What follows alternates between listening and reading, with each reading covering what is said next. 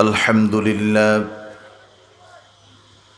إن الحمد لله نحمده ونستعينه ونستغفره ونعوذ بالله من شرور أنفسنا ومن سيئات أعمالنا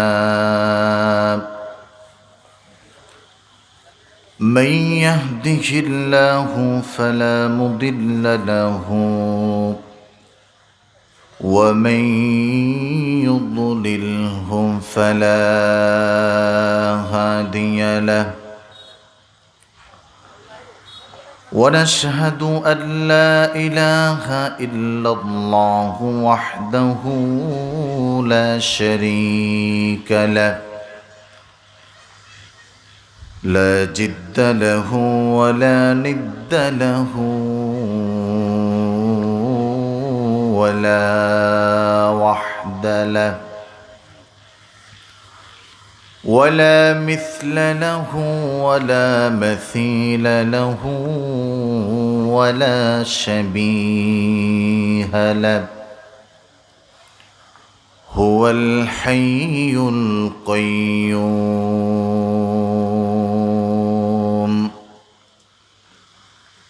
الذي لا تأخذه سنة ولا نوم ونشهد أن سيدنا وسندنا وحبيبنا وحبيب ربنا وطبيبنا وطبيب أرواحنا وأولانا ومولانا محمدا عبد الله ورسوله الذي أرسل بالهداية والقرآن بالبرهان وبشيرا ونذيرا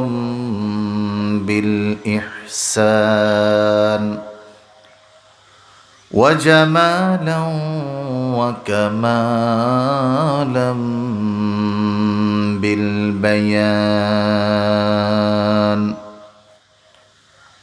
أما بعد فقد قال الله تعالى في كلامه المجيد وفي فرقانه الحميد সকলে জবান খুনে পড়ুন আউযু বিল্লাহি মিনাশ শাইতানির রাজিম বিসমিল্লাহির রাহমানির রাহিম ইন্নাল্লাহা ইয়া'মুরুকুম আন তু'আদ্দুল আমানাতি ইলা আহলিহা وإذا حكمتم بين الناس أن تحكموا بالعدل إن الله نعم ما يعظكم به إلى آخر الآية. وقال تعالى في آية أخرى لقد كان لكم في رسول الله أسوة حسنة. وقال تعالى أيضا وما أرسلناك إلا رحمة للعالمين. صدق الله العظيم. وقال رسول الله صلى الله عليه وسلم: كلا والله ما يخزيك الله أبدا إنك لتصل الرحم وتحمل الكل وتكسب المعدوم وتقرئ الضيف وتعين على نوائب الحق أو كما قال عليهم الصلاة والسلام. وصدق رسوله النبي الكريم ونحن على ذلك من الشاهدين والشاكرين والحمد لله رب العالمين. وقال تعالى في شان حبيبه ومحبوبه ومعشوقه مخبرا وآمرا: إن الله وملائكته يصلون على النبي يا أيها الذين آمنوا صلوا عليه وسلموا تسليما. الله صل على سيدنا مولانا محمد وعلى سيدنا مولانا. কি আপনাদের কষ্ট হচ্ছে? খারাপ লাগতেছে? আমরা দুরূদ পড়তেছি নবীজির শানে। জবান খুলে বলুন তো কার শানে? সবাই বলেন নাই, আরো জোরে বলুন কার শানে? নবীজির শানে দুরূদ পড়লে লাভ না লস? জোরে বলেন, লাভ না লস? অল্প না বেশি? নগদ না বাকি? বাকিতে নাই? কে বলছে নাই? বাকিও আছে, আলহামদুলিল্লাহ বলে। তার মানে এই অপশনে নগদ আর বাকির কোনো অপশন নাই। রাসূলের উপর দুরূদ পড়লে এখন পড়েছেন, আপনার দুনিয়া আখিরাত হিসাব নিকাশ ফুলসিরাত সব স্টপ পাড়ি দিয়ে জান্নাত পর্যন্ত যাওয়ার আগ পর্যন্ত এটার নগদ ফায়দা আছে। আল্লাহু আকবার বলেন। এজন্য অনেকেই চিন্তা করে দুরূদ একটু আস্তেই পড়ি, কিন্তু আমি বলে থাকি কি, হাদিসে আসছে মা বাইনা বাইতি ওয়া মিম্বারি রাউদাতুম মিন রিয়াজিল জান্নাহ। আল্লাহর হাবিব নবী মুহাম্মদুর রাসূলুল্লাহ সাল্লাল্লাহু আলাইহি ওয়াসাল্লাম তিনি জান্নাতের বাগানে হায়াতুন নবী হিসাবে, জিন্দা নবী হিসাবে, নাকি মারা গেছে? কি বলেন আপনারা, মারা গেছে? আমাদের কিছু ভাইরা বলে থাকে, আল্লাহ তাআলা তাদেরকে সৎ বুদ্ধি দান করুক, বলুন আমিন। আল্লাহ তাআলা তাদের বুদ্ধির মাঝে বরকত দিয়ে হেদায়েতের নূর দিয়ে পরিপূর্ণ করুক, বলুন আমিন। যদি এতটুকু সম্ভব না হয় তাহলে সেই বুদ্ধিকে আল্লাহ তাআলা ধ্বংস করে দেখ, বলুন আমিন। তাহলে হায়াতুন নবী হিসাবে রাসূলুল্লাহ সাল্লাল্লাহু আলাইহি ওয়াসাল্লাম আরাম ফরমাচ্ছেন। হাদিসে আসছে পৃথিবীর কোনো প্রান্ত থেকে যদি কোনো উম্মাহ নবীজির উপর দুরূদ পড়ে তাহলে আল্লাহ রব্বুল আলামিন এই দুরূদটা সাথে সাথে আল্লাহর হাবিবের কাছে প্রেরণ করে দেয়, বলুন সুবহানাল্লাহ। এক হাদিসের মাফহুম তো এটাই বুঝায় যে কেমন জানি এই জায়গার চিত্রটা, যেখানে দুরূদ হয় ওই চিত্রটা আল্লাহর হাবিবের সামনে ভিডিও ফুটেজ আকারে ধরা দরকার হয় না, বরং আল্লাহ তাআলা ওই মজলিসকে আল্লাহর হাবিবের সামনে একদম নমুনা বাস্তব ধরে রাখে, বলুন সুবহানাল্লাহ। এজন্য নবীজির শানে দুরূদটা একটু জোরে পড়লে লাভ আছে না? জবান খোলে, দিল খোলে, মোহাব্বত দিয়ে পড়ুন। আল্লাহুম্মা সাল্লি আলা সাইয়্যিদিনা মাওলানা মুহাম্মাদ ওয়া আলা সাইয়্যিদিনা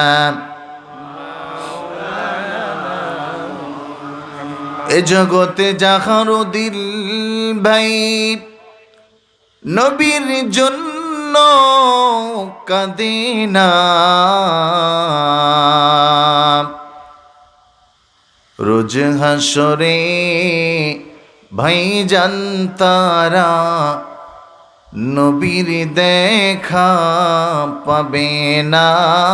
আল্লাহুম্মা সাল্লি আলা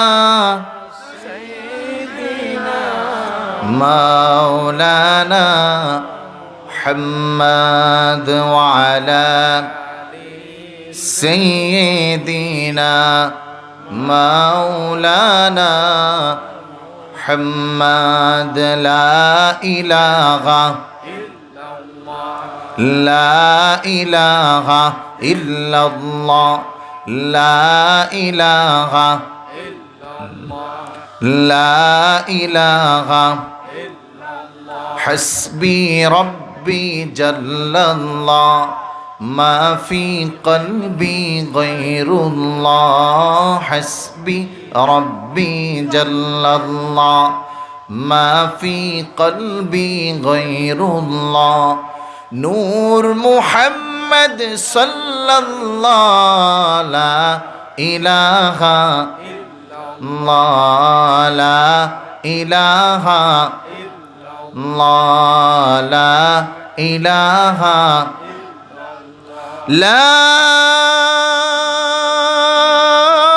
ইলাহা ইল্লাল্লাহ মুহাম্মাদুর রাসূলুল্লাহ সাল্লাল্লাহু আলাইহি ওয়াসাল্লাম। আলহামদুলিল্লাহ, ঐতিহ্যবাহী ২ নং সাদিপুর ইউনিয়ন কর্তৃক আয়োজিত পবিত্র ঈদে মিলাদুন্নবী উদযাপন উপলক্ষে অনুষ্ঠিত আজকের এই মহতি আয়োজনের সম্মানিত মোহতারাম প্রধান অতিথি রাহবারে মিল্লাত শরিয়াত ও তরিকত হজরতুল আল্লাম আলহাজ হজরত মৌলানা আল্লামা হাফিজ ফখরুদ্দিন চৌধুরী সাহেব, বারাকাল্লাহু ফি হায়াতিকা ওয়া ইলমিকা ওয়া আমালিক বিসিহাতিল জাসাদি ওয়ান নিয়্যা। অত্র মাহফিলে আমার পূর্বে আলোচনারত ছিলেন অত্যন্ত প্রিয় কাছের মোহাব্বতেরও সম্মানী ব্যক্তিত্ব হজরতুল আল্লাম হজরত মৌলানা মারজান আহমদ চৌধুরী সাহেব। প্রধান আলোচক হিসাবে দাওয়াত ছিল অত্যন্ত শ্রদ্ধাভাজন প্রজ্ঞাভাজন আলেমে দিন আলহাজ হজরত মৌলানা মুফতি শাহ আলম সাহেব এবং আমন্ত্রিত সকল ওলামায়ে কেরাম, এই মুহূর্তে মঞ্চ উপবিষ্ট বিজ্ঞ ওলামায়ে কেরাম, ফুজালে ইজাম, আইম্মায়ে মাসাজিদ, খতিবান সহ আমার সামনে উপবিষ্ট আছেন অত্র এলাকার গণ্যমান্য ব্যক্তিবর্গরা এবং দূর দূরান্ত থেকে ছুটে আসা শুধুমাত্র নবীজির প্রেমে পড়ে ঈদে মিলাদুন্নবীর মাহফিলে ওই সকল মানুষগুলোই আসে যারা নবীকে ভালোবাসে। কথা বলেন ঠিক কিনা? আরও জোরে বলেন ঠিক কিনা? শ্রদ্ধা ভরে তাদেরকে আমি সাধুবাদ জানাই, স্বাগতম জানাই। বিশেষ করে আমার কলিজার টুকরা ইসলামে সিফাহ সালার খেত বিজয়ের নিশানা যাদের হাতে চির অর্পিত, ইসলামের পতাকা বারবার যারা উড্ডয়ন করেছেন আমার সেই প্রিয় যুবক বন্ধুরা, পর্দার আড়ালের সম্মানিতা মা ও বোনেরা, সকলকে জানাচ্ছি ইসলামী সম্ভাষণ। আসসালামু আলাইকুম ওয়া রাহমাতুল্লাহি ওয়া বারাকাতুহু। আলোচনার শুরুতেই আমরা শুকরিয়া আদায় করছি আল্লাহ তাআলার, কৃতজ্ঞতা প্রকাশ করছি সে মালিকের দরবারে যে আল্লাহ সুবহানাহু ওয়া তাআলা আমাদেরকে শতপথ পাড়ি দিয়ে শত ব্যস্ততাকে অপেক্ষা করে জীবনের মূল্যবান সময় থেকে আজকে কিছু সময় দান করে এই মজলিসে আসার বসার বলার মতো শোনার মতো তৌফিক দান করেছেন। এই জন্য আমরা খুশি না বেজার? সকলে বলুন খুশি না বেজার? অল্প না বেশি? দেশি না বিদেশি? অনেকে বললেন, অনেকে বললেন না। খুব মুসিবতের সময়ে আছি। দেশে তো এখন দেশি সব চলে না, বিদেশি সব চলে। কথা বলেন ঠিক কিনা? আল্লাহ তাআলা তাকে জান্নাত নসিব করুক। আইনুদ্দিন আল আজাদের কথা, সকালবেলা পান্তা খেয়ে বৈশাখের ওই দিনে বিকেলে আবার উঠছে মেতে ইংলিশ হিন্দি গানে। কথা বলেন ঠিক কিনা? নিজেদের সব ভুলে গিয়ে আজ ভিনদেশীদের গান, রক্তে কেনা বাংলা আমার লাখো শহীদের দান। কথা বলেন ঠিক কিনা? এই বাংলা কোনো নাস্তিক মোরতাদের বাংলা? জবান খুলে বলুন, এই বাংলা শাহজালালের বাংলা। কথা বলেন ঠিক কিনা? এই বাংলা শাহ মাকদুমের বাংলা। কথা বলেন ঠিক কিনা? এদেশে সকালে সূর্য উঠে আজানের ধ্বনি দিয়ে, আবার সন্ধ্যায় সূর্য ডুববে আজানের ধ্বনি দিয়ে। কোন টাক আর রাম বামদের ইসলাম নষ্ট করার বাংলা নয়। কথা বলেন ঠিক কিনা?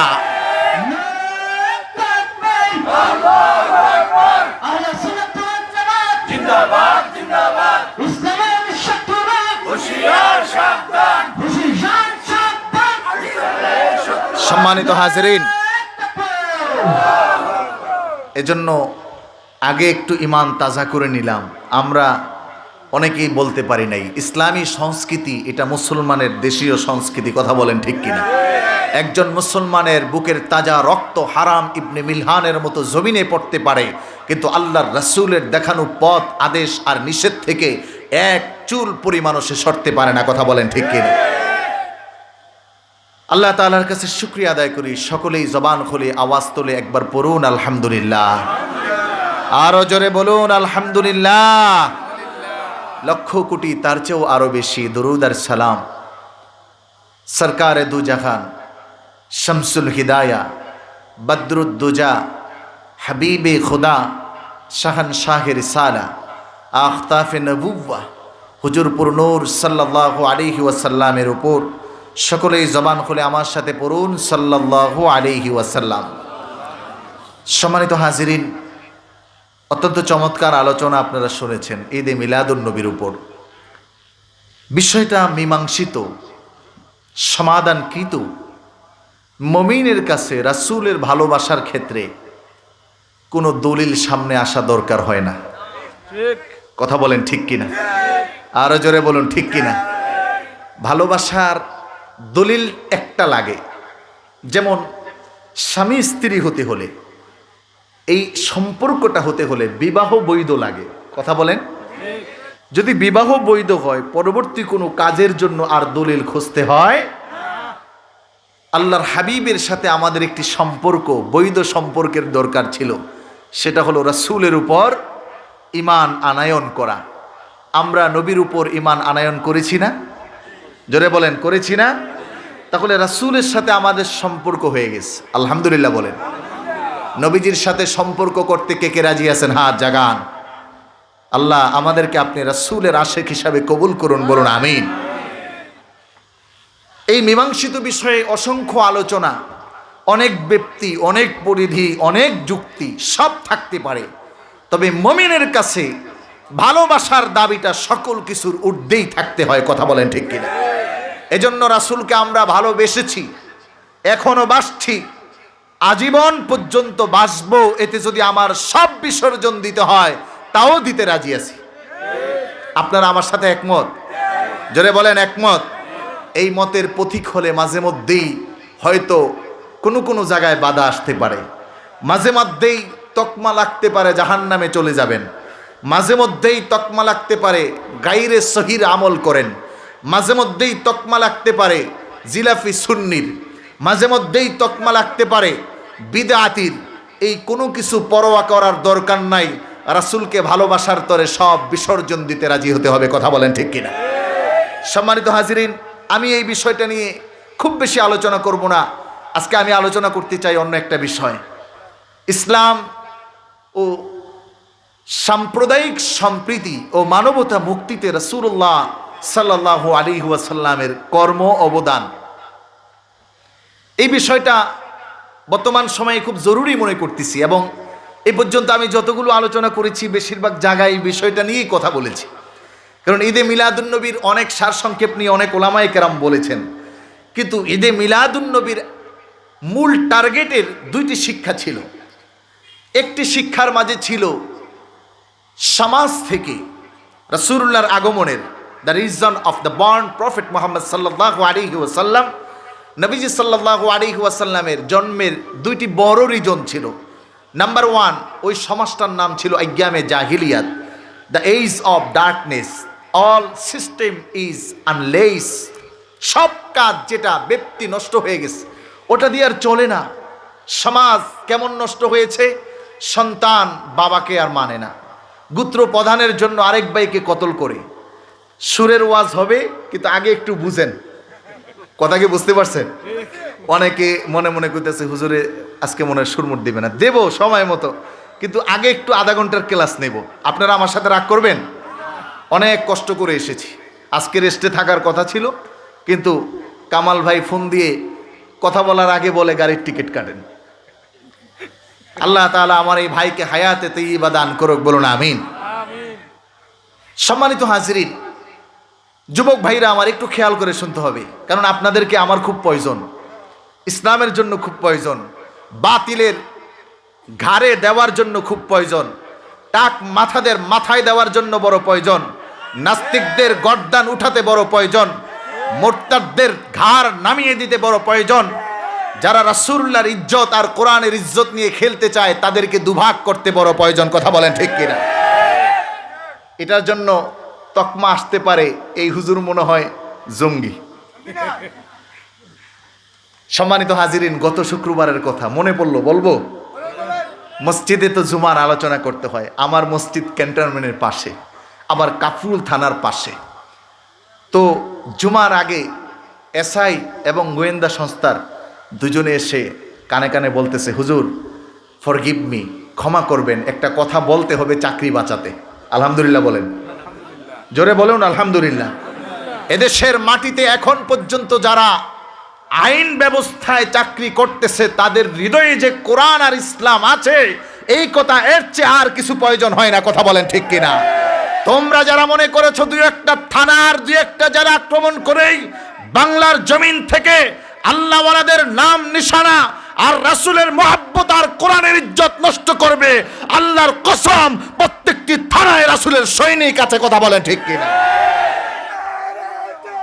আমার ভাইরা স্লোগান কম দেন, কথা বলতে হবে। উনি বলল, হুজুর রানিং বিষয়টা নিয়ে একটু কম বলবেন, দ্য অর্ডার, আপনার মসজিদে ফোর্স সহ এসেছি এবং প্রয়োজন হলে ধরে নিতে হবে। আমি বললাম ওকে, আলহামদুলিল্লাহ, আপনি যা বলেছেন আমার ওয়াজের সব কথা আপনার জবান দিয়ে চলে আসছে। এই পরিস্থিতিতে এই বিষয়গুলো আমাদের খুব ভালো বোঝা দরকার। এজন্য যুবক ভাইদেরকে খুব কাছে চাই। রাসূলুল্লাহ সাল্লাল্লাহু আলাইহি ওয়াসাল্লাম, দা এজ, এমন একটি সময় রাসূলুল্লাহর আগমন হয়নি, সমাজে নারী নির্যাতন বেড়ে গিয়েছে, সমাজে জালেম বেড়ে গিয়েছে, সমাজ প্রতিটা মানুষের উপর অত্যাচার শুরু করেছে, বিভিন্ন ধর্মের মানুষ হানিফ সম্প্রদায়ের উপর জোর তোর ধরে বসেছে। সমাজের অবস্থাটা এমন আর চলে না, না চলারও কথা। হযরত ঈসা থেকে মুহাম্মদুর রাসূলুল্লাহ পর্যন্ত 500 বছরে সমাজ বলতে কিছু ছিল। দেখেন আমাদের দেশে যারা আল্লাহওয়ালা চায় না, আমার আলোচনা থেকে আপনি বাস্তব জীবনের সূত্র ধরতে হবে। ওই সময়ে ভালো মানুষ কেউ চাইতো না। এই দেশে বাংলার জমিনে দিন কায়েম করতে, ইসলাম প্রতিষ্ঠা করতে, মানুষকে মুসলমান বানাতে আল্লাহওয়ালাদের যতটা খেদমত, কোনো মুফতি মুহাদ্দিস আর বড় টাইটেলওয়ালার এত খেদমত নাই। এটা মাথায় রাখা জরুরি। আমি বলছি না এখন অনেক হচ্ছে, আমি বলছি শুরুতে সুন্দর হতে যা প্রয়োজন এর চেয়ে বেশি কারো ছিল না। সম্মানিত হাজিরিন, আল্লাহ তাআলা ওই মুহূর্তে রাসূলুল্লাহকে পাঠানোর চেষ্টা করলেন এবং পাঠালেন। কেন? সূরা ইব্রাহিমে আল্লাহ রাব্বুল আলামিন সেই কোট করে দিলেন কোরআনে। আল্লাহু আকবার বলেন। লিউখরিজান নাসা মিনাদ দুলুমাতি ইলান নূর। নবীকে পাঠালেন এই জন্য যেন মানুষদেরকে অন্ধকার থেকে আলোর দিকে আনে। এই আয়াত আর আল্লাহ তাআলার এই কথা থেকে এই কথা স্পষ্ট, নবীজি প্রেরণের সর্বপ্রথম উদ্দেশ্য হলো সমাজ, রাষ্ট্র, দেশ, মানবতার জীবনকে সংশোধন করা। নাম্বার 2, গায়রুল্লাহর তথা মূর্তি পূজা যারা করে, ভালো করে বুঝেন। নাম্বার 2, মূর্তি পূজা তথা তাওহীদের এগেনিস্টে যারা আছে, যারা আল্লাহ তাআলাকে মানে না, যারা আল্লাহ তাআলার উপর ঈমান আনে না, যারা এক খোদায় বিশ্বাসী না, যারা মনে করে বিভিন্ন খোদায় বিভিন্ন কাজ করে, এই জাতীয় চিন্তা চেতনা থেকে মানুষদেরকে বাঁচাতে রাসূলুল্লাহর আগমন। এই দুইটা হলো সবার আগে, বাকি সবগুলো সব পরে। আজকে আমাদের আলোচনা প্রথমটা নিয়ে, মানুষকে অন্ধকার থেকে, অজ্ঞতা থেকে মানুষকে আলোর দিকে আনা। আল্লাহর হাবিব সাল্লাল্লাহু আলাইহি ওয়াসাল্লামকে আল্লাহ রাব্বুল আলামিন অজ্ঞতার তথ্য দিলেন যে মানুষ কি পরিমাণ অজ্ঞ। আমার ভাইরা, আমার বন্ধুরা, আল্লাহ রাব্বুল আলামিন নূর নবী মুহাম্মদুর রাসূলুল্লাহর কাছে প্রেরণ করলেন, হে আমার হাবিব, হে আমার বন্ধু, হে আমার দোস্ত, একটু ভালো করে বুঝুন। সমাজটা নষ্ট হতে হতে মানুষের আচরণ এত নিচে নেমে গেছে, মানুষগুলো এত নষ্ট হয়েছে, যে মানুষগুলোর চিন্তা চেতনার মাঝে এই শব্দগুলো যুক্ত ছিল। আল্লাহ তাআলা কোরআনে রেখে বলেন, ওয়াইদা বুশিরা আহাদুহুম বিল উনসা যাল্লা ওয়াজহুহু মুসওয়াদ্দান ওয়া হুয়া কাযীম। আল্লাহ রাব্বুল আলামিন রাসূলকে জানায়, হে আমার হাবিব, মানুষের নীতি নৈতিকতা এতটা পরিবর্তন, আপন সন্তানের খবর যখন তার কর্ণকুহরে পৌঁছে, যদি সংবাদটা হয় মেয়ে সন্তান জন্মগ্রহণ করেছে, ওই মানুষটার চেহারার সৌন্দর্য আর লাবণ্যতা পরিপূর্ণ থাকে না, সৌন্দর্যটা নষ্ট হয়ে কেমন জানি মলিন হয়ে যায়, কালো হয়ে যায়। যাল্লা ওয়াজহুহু মুসওয়াদ্দান ওয়া হুয়া কাযীম, ব্যক্তিটা বড় গোমরা হয়ে যায়। ইয়াতাওয়ারা মিনাল কওমি মিন সুই মা বুশিরা বি, কয় শুধু ওই ব্যক্তির একাই দোষ নয়, সমাজের মানুষগুলোরও এমন চিন্তা হয়েছে, ওই মানুষটা, তার এই সংবাদটা সমাজের মানুষের কাছে বলার মতো কোনো পরিবেশ ছিল না। মানুষগুলো মনে করতো যেই লোকটার কন্যা সন্তান জন্মগ্রহণ করে, ওই লোকটা সমাজের সবচেয়ে বড় নিকৃষ্ট, সবচেয়ে বড় খারাপ। তার মানে হলো দোনো পক্ষের মানুষগুলো বেমানুষ হয়ে গিয়েছিল, অমানুষ হয়েছিল। ভাইরা আমার, যদি আপনি ইতিহাসের ছাত্র হয়ে থাকেন, যদি আপনি তারিখের কিতাবগুলো পড়ে থাকেন, তাহলে দেখবেন ওই সমাজে কিন্তু নেতৃত্ব দেওয়ার মানুষের অভাব ছিল না, সমাজের মাঝে জ্ঞানী মানুষের অভাব ছিল না, কবিদের কোনো অভাব ছিল না, জানলেওয়ালা মানুষের কোনো অভাব ছিল না। অভাব ছিল একটা জিনিসের, নীতি নৈতিকতা, যেটা দিয়ে মানুষ হওয়া যায়। কথা বলেন ঠিক কিনা? এজন্য একটু ভালো করে মিলান। আবু জাহেলের মতো লোক, উকবার মতো লোক সমাজ পরিচালনা করল, রাষ্ট্র প্রধানের দায়িত্ব পাওয়ার পরেও, থাকার পরেও রাসূলুল্লাহর কথায় মানতে পারল না। কারণটা কি? কয় যেটা ভালো সেটা ছাড়া সব ছিল।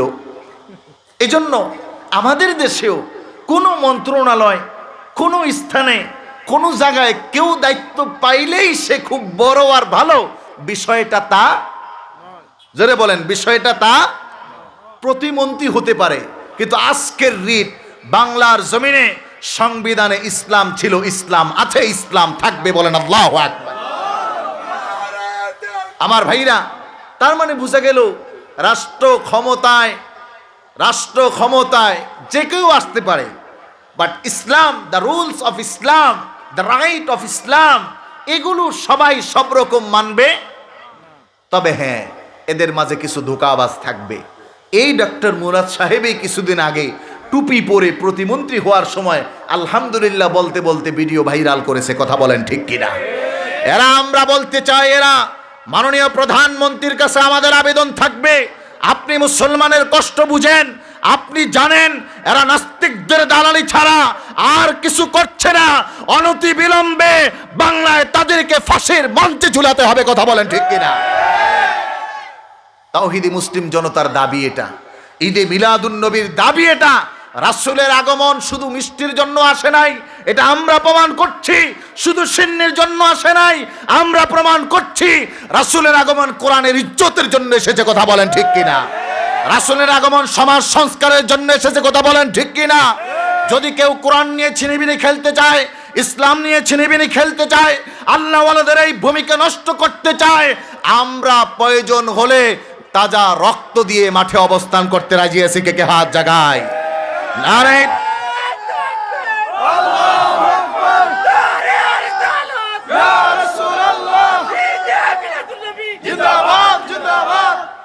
আমার ভাইরা রাগ করছেন? কে কে রাগ করছেন হাত জাগান। দু একজন আসেনি দেখি, ওই যে জাগাইছে হাত। কি আমি কি কবরস্থানে ওয়াজ করতে বসছি নাকি? আপনারা ঘুমাচ্ছেন নাকি? কে কে ঘুমাইতেছেন হাত জাগান তো ইনশাআল্লাহ। জীবিত আছেন কারা? তারা জাগান। জীবিত আছে দেখেন তো কে হাত জাগায় নাই, সে মারা গেছে। একটু লাড়াচাড়া দেন, হাত নামান। আমার ভাইরা একটু ইমানের পরীক্ষা দেখেন। এত ইমান নাই, তরবারি নিয়ে মাঠে নিয়ে যুদ্ধ করব, ওই ইমান তো নাই। তা আছে কি? কি দেখাবো? কিয়ামতের দিন অন্তত বলবো আল্লাহ গলাটা দিয়ে চিল্লায় আপনার রাসূলের পক্ষে কথা বলছি। হৃদয় থেকে মোহাব্বত নিয়ে নাস্তিকদের বিরুদ্ধে একটা স্লোগান দিচ্ছি। কথা বলেন। আল্লাহ তাআলা আমাদেরকে বুঝার তৌফিক দান করুক, বলুন আমিন। সম্মানিত হাজিরিন, এদের আসলে অ্যালার্জি শুধুমাত্র ইসলাম নিয়ে না, এদের মূল অ্যালার্জি আল্লাহর ব্যাপারে, রাসূলের ব্যাপারে। কথা বলেন ঠিক কিনা? কারণ ইসলাম দিয়েছেন কে? আরো জোরে বলেন, দিয়েছেন কে? আর ইসলামকে লালন করেছেন আমার রাসূল। তার মানে ইসলাম নিয়ে কথা বলা, রাসূল এবং আল্লাহকে নিয়েই কথা বলা। এদের অ্যালার্জির বড় বড় অনেক কারণ আছে। আল্লাহ তাআলা তাদেরকে হেদায়েত দান করুক, বলুন আমিন।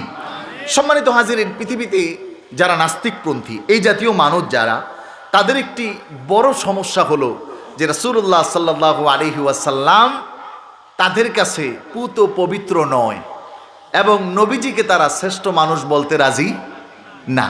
কিন্তু দুঃখজনক হলেও সত্য, তাদের ধরের মানুষ, তাদের ঘরুনার মানুষ, তাদের দলের মানুষ মিস্টার হান্টার লিখেছেন একটি বই, দ্য 100।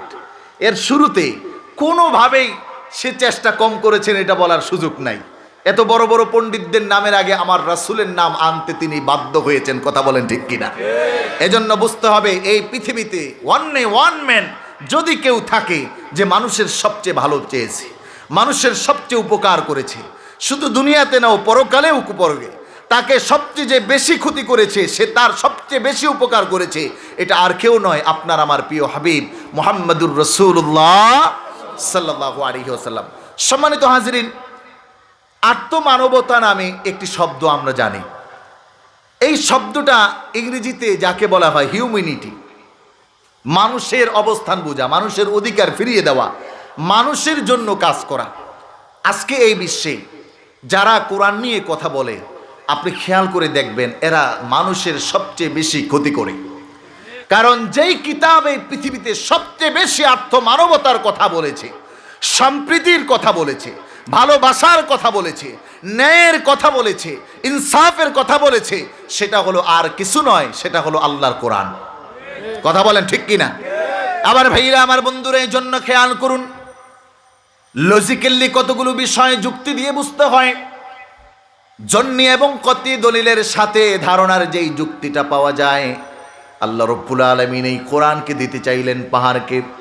পবিত্র কোরআনুল কারিমে আল্লাহ তাআলা ইতিহাস তুলে দিলেন, লাউ আনজালনা হাযাল কুরআনা আলা জাবালিন লারাআইতাহু খাশিআম মুতাসাদ্দিআম মিন খাশিয়াতিল্লাহ ওয়া তিলকাল আমসালু নাদরিবুহা লিন-নাসি লাআল্লাহুম ইয়াতাফাক্কারুন। আল্লাহ রাব্বুল আলামিন জানালেন, হে পৃথিবীর মানুষ শোনো, আমি কোরআনকে দিতে চাইলাম পাহাড়কে, পাহাড় ক্ষমা চাইলো, রব পারবো না। দিতে চাইলাম জমিনকে, জমিন ক্ষমা চাইলো, পারবে না। সমুদ্র, পাহাড়, পর্বত, তরুলতা কেউ নিতে রাজি হলো না, কেবলমাত্র মানুষ এটাকে বহন করলো। আমি যে কথাগুলো বললাম এই কথাগুলো মানার জন্য মানুষ রাজি হয়ে গেল। আর এই মানুষদের মধ্য থেকে ওই মানুষগুলা, ওই ব্যক্তিগুলা, ওই আমার বান্দাগুলো, ওই আমার কথাগুলো বেশি মানবে যারা আমার দেওয়া ধর্মকে লালন করবে। কথা বলেন ঠিক কিনা? কারণ আপনার বাবার প্রতি মায়া আপনার চাস্তো ভাইয়ের থেকে আপনার বেশি, সহজ হিসাব। আমাদের যারা ফুলতলি, সসিনা, জনপুর, সোনাকান্দা এই জাতীয় আরো হক্কানি যত দরবারগুলো আছে, এগুলোর ব্যাপারে আমাদের মায়া বেশি, অন্যদের অতটা নাই। কেন নাই? কারণ এটা তার না, আল্লাহ রব্বুল আলামিনের এই কিতাব, সেই তো বেশি মানবে, সেই তো বেশি ফলো করবে। আল্লাহ তাআলার ধর্মকে যে লালন করতে জানে। এই জন্য রাসূলুল্লাহ সাল্লাল্লাহু আলাইহি ওয়াসাল্লামের দ্বিতীয় মিশন ছিল মানুষকে তাওহীদি ধর্মে প্রত্যাবর্তন করা। আমার ভাইরা, আমার বন্ধুরা, কিন্তু বিষয়টা একটু বড় জটিল।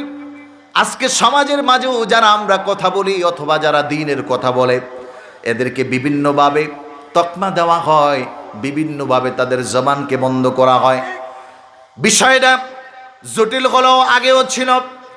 রাসূলুল্লাহ সাল্লাল্লাহু আলাইহি ওয়াসাল্লাম তাওহীদের দাওয়াত দেওয়া শুরু করলেন, দ্বীনের দাওয়াত দিবেন, কিন্তু মক্কার বৈরী পরিবেশটা এখনো সুন্দর হয় নাই, মানুষকে দাওয়াত দেওয়ার মতো পরিবেশ হয়নি। রাসূলুল্লাহ নিজে আমল করা শুরু করে দিলেন। প্রত্যেকটা মানুষ তাওহীদের উপর জন্ম নেওয়ার পরেও ওই মানুষগুলোকে দ্বীনের দাওয়াত দেওয়া সহজ ছিল না। বিশ্বনবী নূরনবী মুহাম্মদুর রাসূলুল্লাহ বলেন, কুল্লু মাউলুদুন ইউলাদু আলাল ফিতর ফাআবাওয়াহু ইউহাব্বিদানি আও ইউনাসসিরান।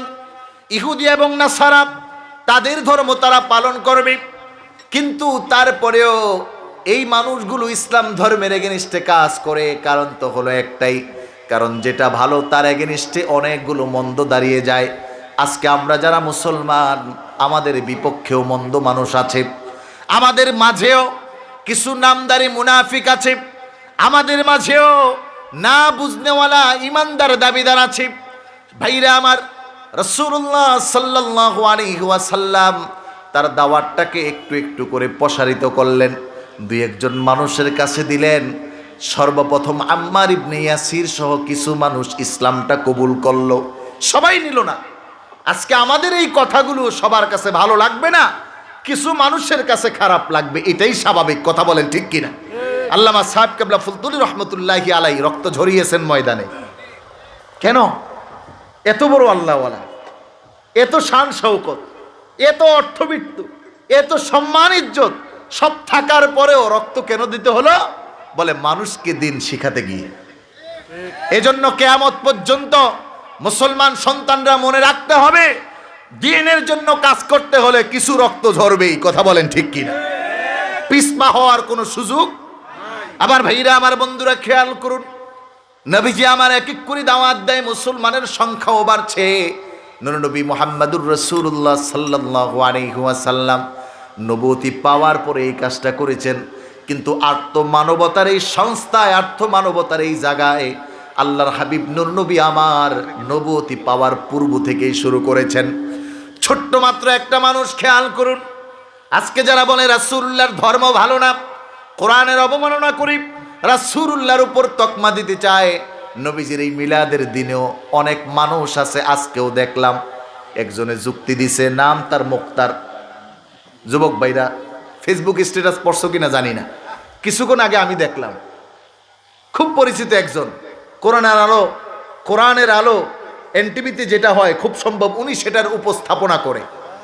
উনি এইটাকে আল্লাহ তাআলা মাফ করুক এমন একটা বিষয়ের সাথে উদাহরণ দিয়েছে, আল্লাহ না করুক কিয়ামতের দিন যদি রাসূলুল্লাহ বলে আমি তোর সাথে কি শত্রুতা আমি করেছিলাম, তাহলে যাওয়ার কোনো উপায় নাই। ভালো করে একটু খেয়াল করেন, রাসূলুল্লাহর উপর তকমা দিতে হলে এই মাসকে যদি কেউ বৈরাঙ্গুল দেখাতে চায়, নবীজির জন্মকে যদি কেউ না মানতে চায়, তাহলে বুঝতে হবে ওটার মাথায় অ্যালার্জি আছে। কথা বলেন না? আচ্ছা, আমার পরিচয় জন্ম না হলে কি দিয়ে হবে? আল্লাহর হাবিব তো, আমাদের আকীদা আল্লাহর সাথে যুক্ত না, নাউজুবিল্লাহ। আল্লাহর হাবিব তো মাখলুকাত, তো মাখলুক যে সে খালেক দ্বারা তৈরি হতে হয়েছে, তৈরি যতক্ষণ না হবে ততক্ষণ সে মাখলুক হওয়ার যোগ্য নাই। রাসূলুল্লাহ সাল্লাল্লাহু আলাইহি ওয়াসাল্লাম তার জীবনের শুরু থেকে, সূচনা লগ্ন থেকে মানুষের সেবায় নিজেকে নিযুক্ত করলেন। আপনারা জানেন দুধমা হালিমাতুস সাদিয়া রাদিয়াল্লাহু তাআলা আনহা বাচ্চা নিতে আসছে। খেয়াল করেন, সমাজের সবাই যার বাবা আছে, যার সম্পদ আছে তাকে নিল, সবাই ওই সন্তানগুলো নিল। রাসূলুল্লাহর বাবা নাই, অর্থবিত্ত নাই, যশ খ্যাতি নাই, এজন্য তাকে আর কেউ নেয় না। কিন্তু আল্লাহ রাসূল সাল্লাল্লাহু আলাইহি ওয়াসাল্লাম কি করলেন?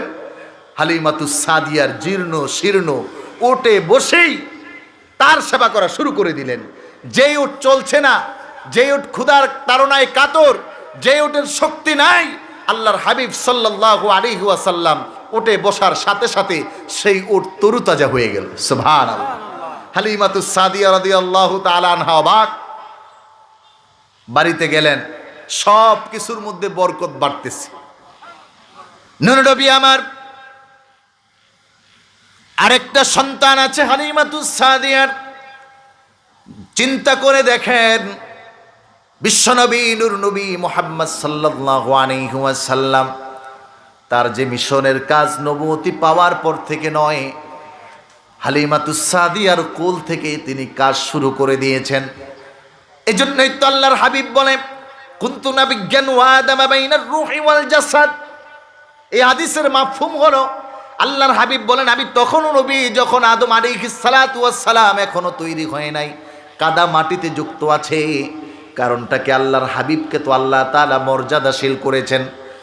নবী হালিমাতুস সাদিয়ার কোলে দুইটি দুগ্ধের একটি দুগ্ধ পান করেন, আরেকটাতে মুখ লাগান না। তারিখের কিতাবে উল্লেখ করে রাসূলুল্লাহকে হালিমাতুস সাদিয়া অন্য দুগ্ধ খাওয়ানোর জন্য চেষ্টা করেছেন অনেকবার।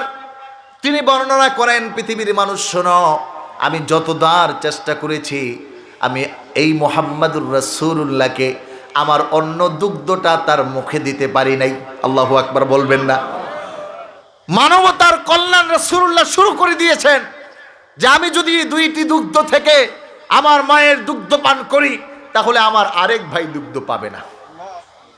তোমরা যারা আজকে আমার রাসূলুল্লাহকে হিউম্যানিটি শিক্ষা দিতে চাও, দ্য রাইট অফ ইনসান শিক্ষা দিতে চাও, তোমাদেরকে বলবো পৃথিবীর একটা আদর্শবান মানুষ দেখাও আমার রাসূলের মতো মায়ের কোলে থাকতেই সে মানবতার কল্যাণে কাজ করেছে। আল্লাহু আকবার বলবেন না?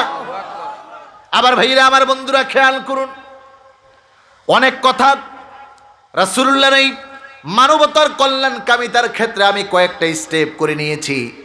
জন্ম থেকে, জন্মের সময় আল্লাহর হাবিব মুহাম্মাদুর রাসূলুল্লাহ পৃথিবীর মানুষকে জানায় আমি চলে আসছি, আর কোনো জুলুম চলবে না, আর কোনো মূর্তি পূজা চলবে না, আর কোনো নির্যাতন হবে না, আর কোনো এতিমের মাল লুণ্ঠন করা হবে না, আর কোনো ব্যক্তির ধন সম্পদ ডাকাতি করা হবে না। সব স্টপ হয়ে গেল।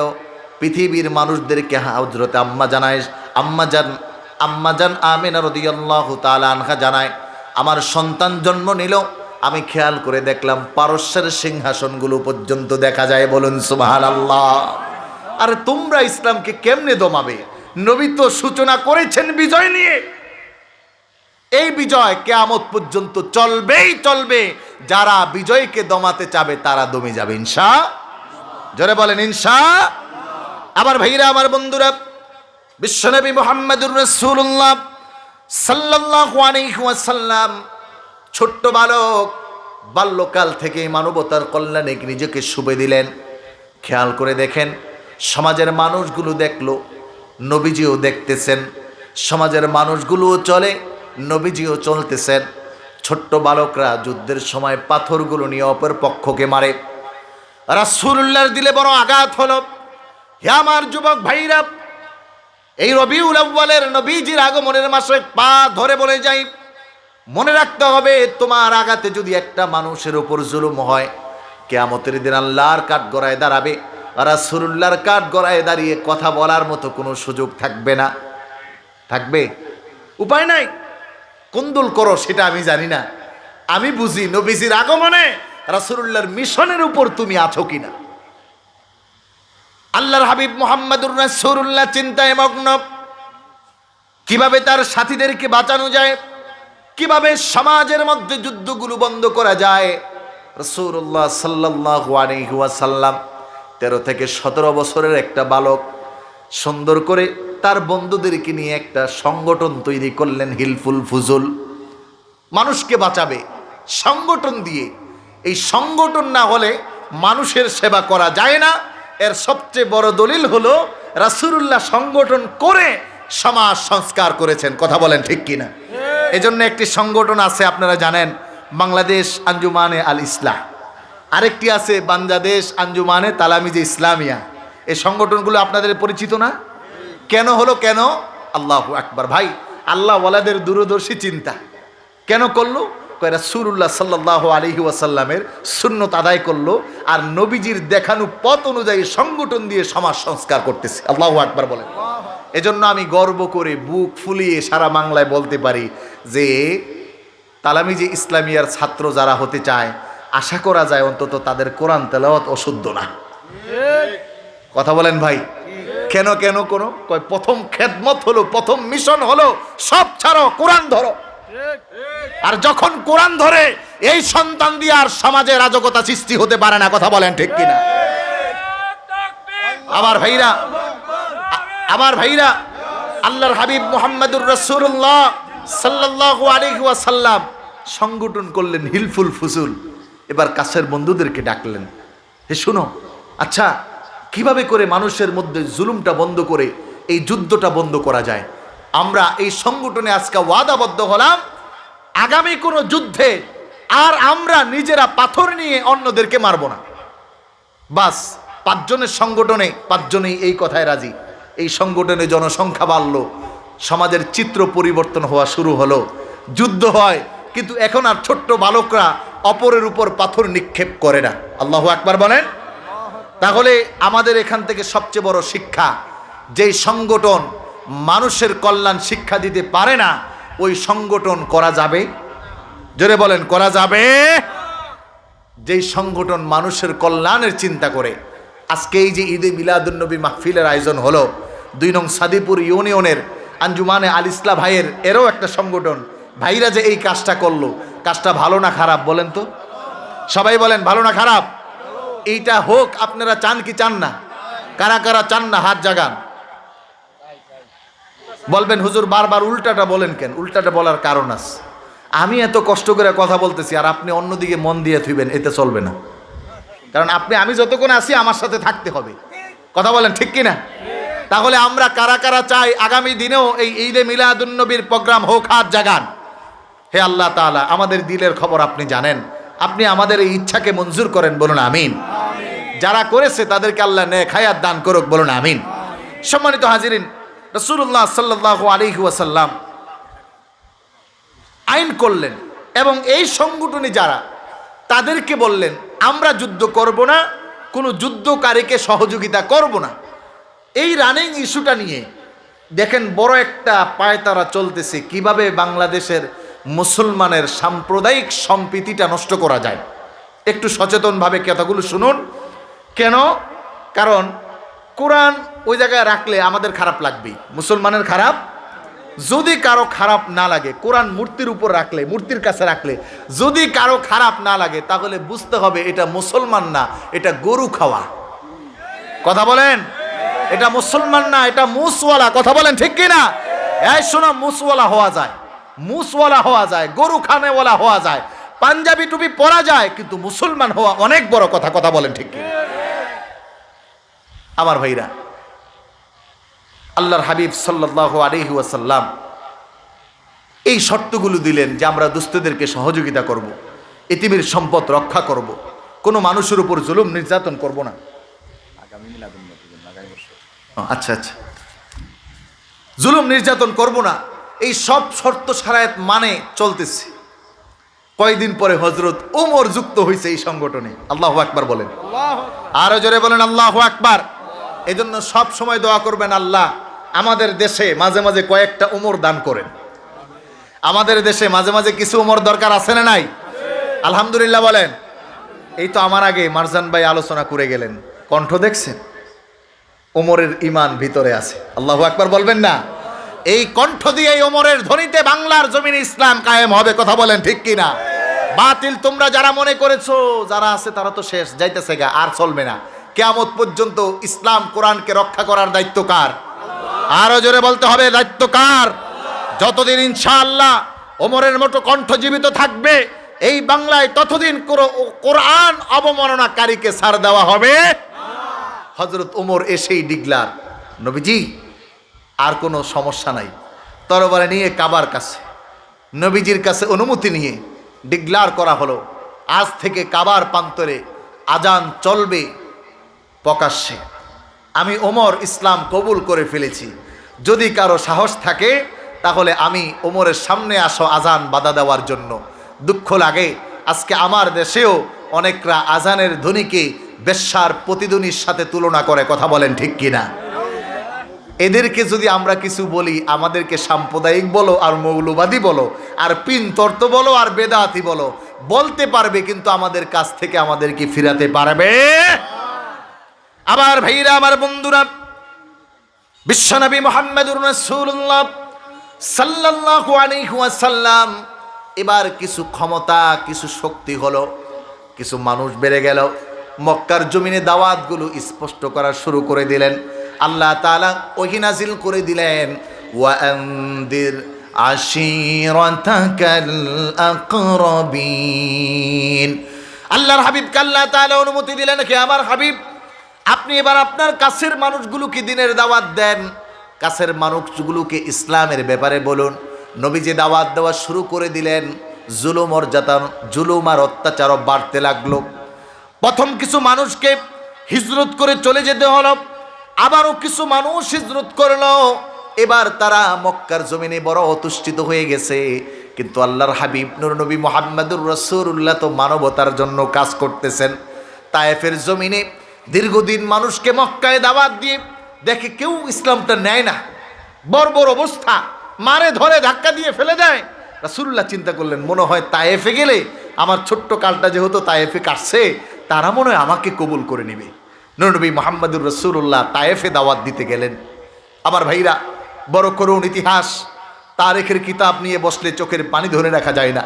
নবীজি আমার তায়েফের জমিনে গিয়ে ওই এলাকার 3 জন নেতাকে দাওয়াত দিলেন। দাওয়াতের প্রতিশ্রুতিতে তারা আমার রাসূলের উপর পাথরের বোমা শুরু করে দিল। কিতাবে আসছে তারা কিছু ছোট্ট ছোট্ট বালক যারা বুঝে না তাদেরকে নবীর পিছে লাগিয়ে দিল, বলল এটা একটা পাগল, তাকে এই এলাকা থেকে তাড়িয়ে দাও।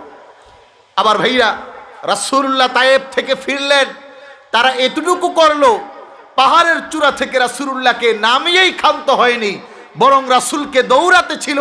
নবীজি আমার বেহুশ হওয়ার পরিক্রমায় এক দৌড় দিয়ে 5 মাইল পর্যন্ত গিয়ে বেহুশ হয়ে পড়ে গেলেন। সেবা করলেন কি? মানুষকে শুধু দ্বীনের দাওয়াত দিতে।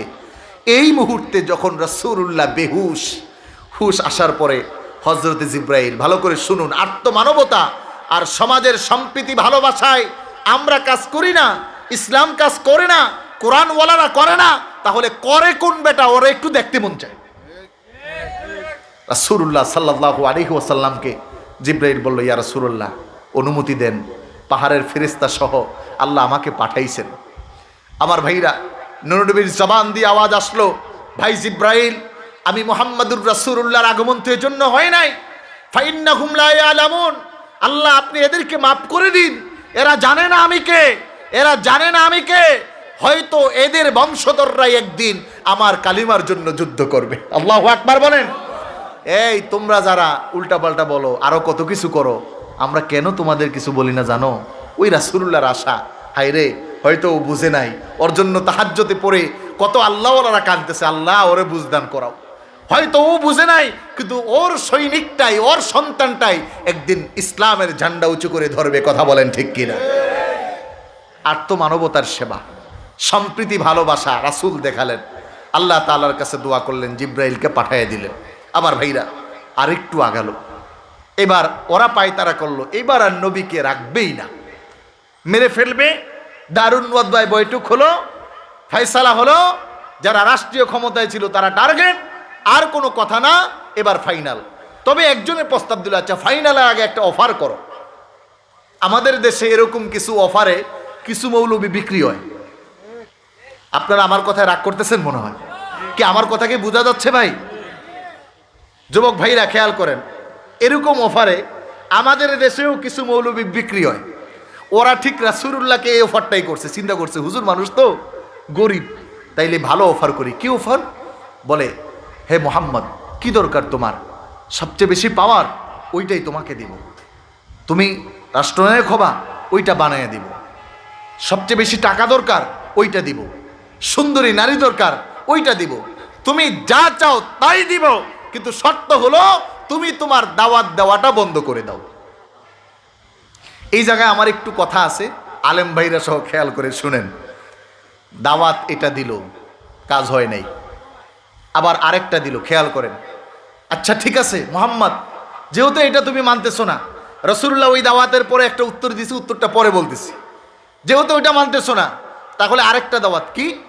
বলে, আমরা কিছুদিন তোমার ধর্ম মানব, তুমি কিছুদিন আমাদের ধর্ম মানবা, কিন্তু এই মানার ক্ষেত্রে আগে তুমি আমাদেরটা মানবা, এক বছর তুমি মানলে পরের বছর আমরা মানব। এই কথার উপর সূরা কাফিরুন নাজিল। আর এই সূরা কাফিরের কথা দিয়ে আমাদের দেশে নাস্তিক তৈরি হয়। কয় লাকুম দিনুকুম ওয়ালিয়া দিন। ভালো করে বুঝেন, ধর্ম যার যার, উৎসব সবার। কই থেকে আইছে? আল্লাহু আকবার, আল্লাহ মাফ করুক। সিরাত না বুঝলে আপনি রাষ্ট্রনীতি বুঝবেন না, রাজনীয় মারপেজ বুঝবেন না। নবীজির ইতিহাস থেকে পৃথিবীতে কোনো শ্রেষ্ঠ রাজনীতিবিদ ছিল না, কথা বলেন ঠিক কিনা? রাসূলুল্লাহর রাজনীতির চেয়ে তুমি রাজনীতি কি বুঝো? নবীজির সিরাত পড়ো। যুবক ভাইদেরকে বলি, রাজনীতি করতে চাও, সেরা নায়ক হতে চাও, সেরা রাজনীতিবিদ হতে চাও, সেরা গায়ক হতে চাও, সেরা লেখক হতে চাও, সেরা আলোচক হতে চাও, আল্লাহর রাসূলের জীবনী পড়ো। আল্লাহর কসম, তোমার চেয়ে বড় কেউ আর হতে পারবে। আবার ভাইরা, কণ্ঠের কথা, কিন্তু কণ্ঠ দিতে মন চাইতেছে না। কণ্ঠ দিলে অনেক কথা সুরে সুরে দৌড় দেয়, মাথায় ধরে না। এজন্য ভেঙে ভেঙে বলতেছি। এই মুহূর্তে নবীজিকে অফার করলো আল্লাহ তাআলা, রাসূলের জবান দিয়ে বের করলেন, কুল ইয়া আইয়ুহাল কাফিরুন লা আ'বুদু মা তা'বুদুনা ওয়ালা আনতুম আবিদুনা মা আ'বুদ ওয়ালা আনা আবিদুম মা আবাদতুম ওয়ালা আনতুম আবিদুনা মা আ'বুদ লাকুম দীনুকুম ওয়ালিয়া দীন। আমার যুবক ভাইরা, বৃদ্ধ বাবাজিরা, সংগঠনের ভাইরা আমার, আল্লাহর হাবিব মুহাম্মদুর রাসূলুল্লাহ সাল্লাল্লাহু আলাইহি ওয়াসাল্লাম এই সূরার মাঝে কতগুলো শিক্ষা দিলেন। শিখার পরে একটা শব্দ দিলেন, তোমাদের ধর্ম তোমার, আমাদের ধর্ম আমার। কিন্তু দুর্ভাগ্যবশত আমাদের দেশের যারা কোরআন শুদ্ধ করে পারে না, একক তো নামাজ পড়ে না, কোরআনে কি আছে তাও বলতে পারে না, একটা সূরা পড়ার মতো যোগ্যতা নাই, তারাও এখন সংসদে দাঁড়াইয়া তাফসির করে। কথা কোন ঠিক কিনা? কষ্ট কার কাছে রাখবো? আবার ভাইরা, আবার বন্ধুরা, আল্লাহর হাবিব বললেন না, কুল ইয়া আইয়ুহাল Kafirun, my Lord send message to holy prophet Muhammad sallallahu alaihi wasallam, say the কাফের যারা আছে, মুশরিক, কাফের, ইহুদি, নাসারা সব, হে রাসূল আপনি তাদেরকে বলুন, লা আ'বুদু মা তা'বুদুন, it is not possible to abide by the font of your Lord, আমার জন্য এটা সম্ভব না গোলামি করা তোমার যে লর্ড, তোমার যে মূর্তি, তোমার যে প্রভু, তার সামনে। আল্লাহু আকবার বলেন। এজন্য মুসলমান কিয়ামত পর্যন্ত ধর্ম যার যার, উৎসব সবার হতে পারে না। যদি উৎসব সবার হতে হয় তাহলে আমাকেও মূর্তির সামনে মাথা নত করতে হবে, বুঝতে হবে এরকম কথা যারা বলে এগুলো জাহেলের মূর্খ ছাড়া কিছু নয়। কথা বলো ঠিক?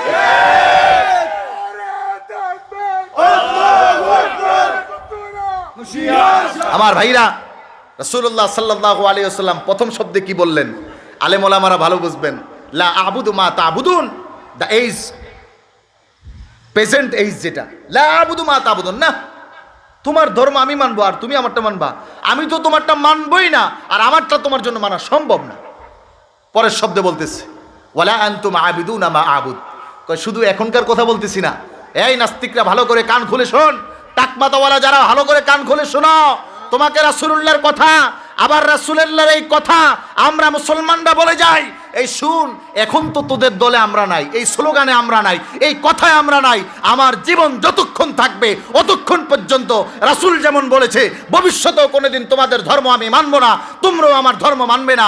আমরাও বলছি ভবিষ্যতেও তাদের উৎসব আমরা মানি না, তাদের সাথে আমরা যুক্ত হব না, এখনো মানি না, এখনো হই না। কথা বলেন ঠিক কি? আল্লাহু আকবার, নারে রিসালাত, ইয়া রাসূলুল্লাহ, মিলাদুন নবী শুক্রবার, হুশিয়ার সাবধান, কোরআনের শুক্রবার, হুশিয়ার সাবধান, নারে তাকবীর। আমার ভাইরা, নবীজি উত্তর দিয়ে দিলেন। তাহলে নবীজি অফার, মানে নবীজিকে অফার করা হয়েছে কয়টা ভাই? দুইটা বড় বড় অফার, যে তোমাকে নেতা বানাবো, তোমাকে সম্পদ দিব, তোমাকে নারী দিব, তোমাকে গাড়ি দিব, তোমাকে বাড়ি দিব। আল্লাহর কসম করে বলছি, ভণ্ড দরবার থেকে আমাদেরকে অফার করা হয়েছে, মাস শেষে 60,000 টাকা দিবে, গাড়ি দিবে, ঢাকায় ফ্ল্যাট দিবে। ভালো করে বুঝছেন, সব দিবে, কিন্তু ইমান বিক্রি করে না কোনোদিন মুসলমান। কথা বলেন ঠিক কিনা? নবীজি সাল্লাল্লাহু আলাইহি ওয়াসাল্লাম বললেন, আল্লাহর কসম, আকাশের চাঁদ যদি আমার ডান হাতে দেওয়া হয়, আর আকাশের সূর্য যদি আমার ডান হাতে দেওয়া হয়, চাঁদ যদি বাম হাতে দেওয়া হয়, আমি মুহাম্মদুর রাসূলুল্লাহর যতদিন জবান আছে, যতদিন হায়াত আছে, যতদিন নফস আছে, যতদিন আমি আছি, ততদিন পর্যন্ত ঈমান বিক্রি করতে রাজি না। আমরাও তোমাদেরকে জানাই, টাকা দিয়ে পারবে না, ক্ষমতা দিয়ে পারবে না, লোভ দিয়ে পারবে না, মুসলমান কখনো ঈমান বিক্রি করতে পারে না, পারে না, পারে না। কথা বলেন ঠিক কি? আল্লাহর হাবিব সাল্লাল্লাহু আলাইহি ওয়াসাল্লাম যখন মানলেন না, এবার কয় তাইলে তার মুহাম্মদ রে বাঁচানো সম্ভব না, এবার তাকে মারতে হবে। তারা টার্গেট নিল রাসূলুল্লাহকে মারবে, আর আল্লাহর রাসূলকে হেফাজতের দায়িত্ব আল্লাহ নিলেন। সুবহানাল্লাহ বলেন। আমাদের রব আছে কিনা? জবান খুলে বলুন আমাদের মালিক কে? আরো জবান খুলে বলুন আমাদের রব কে? তোমরা যত কিছুই করো, ওমা কারু ওমা কারাল্লাহ ওয়াল্লাহু খায়রুল মাকিরিন, পায়তারা দুষ্টামি যা কিছু করো চলবে না। ইসলাম এদেশে ছিল, ইসলাম আছে, ইসলাম থাকবে। কোরআন এদেশে ছিল, কোরআন আছে, কোরআন থাকবে। মুসলমান এদেশে ছিল, মুসলমান আছে, মুসলমান থাকবে। সম্প্রীতি ভালোবাসা ছিল, আছে, থাকবে। কোনো শয়তানের শয়তানি চলবে না। আমার ভাইরা, আমার বন্ধুরা, রাসূলুল্লাহ সাল্লাল্লাহু আলাইহি ওয়াসাল্লাম হিজরতের আদেশ পেয়ে গেলেন। নূরনবী আমার আমানতদারিতায়, মানুষের আত্মমানবতার সেবায় আদর্শ রেখে গেলেন।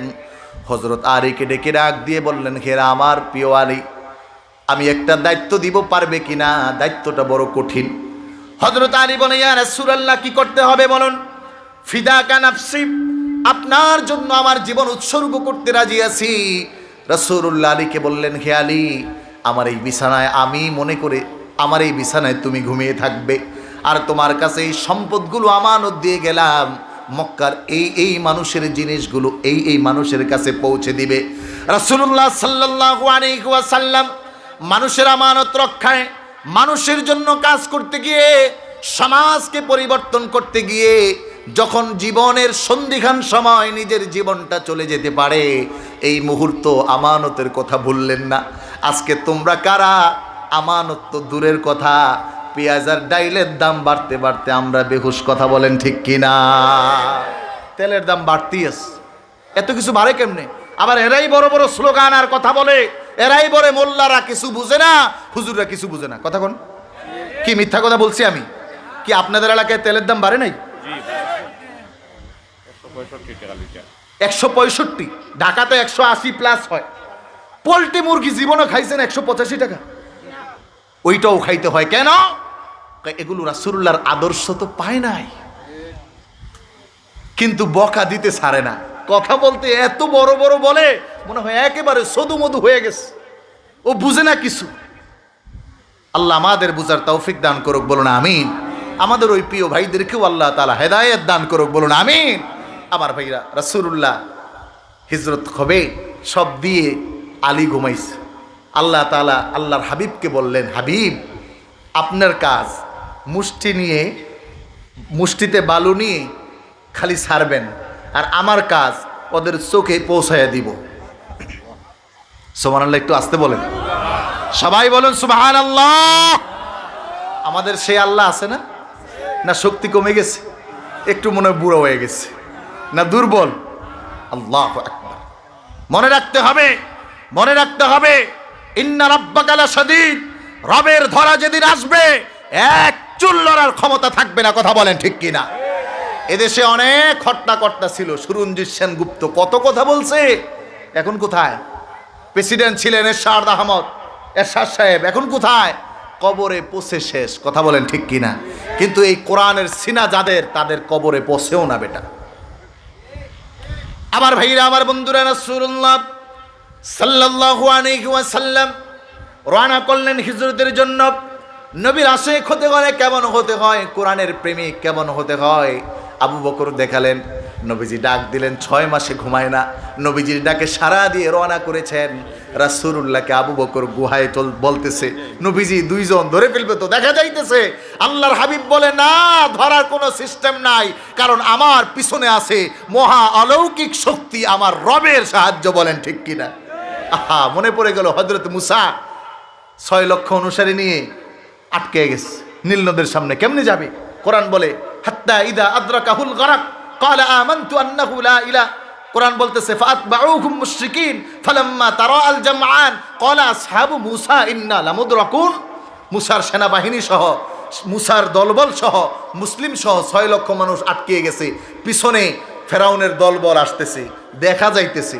এই মুহূর্তে মুসারে তার দলের একজন বলতেছে, নবী পয়গম্বর মুসা, ওই তো দেখা যাইতেছে ফেরাউনের দলের লোকেরা, এখনই তো ধরে ফেলবে, আমরা তো আর বাঁচতে পারবো না, সামনে নীল নদ, নামলেই মরবো।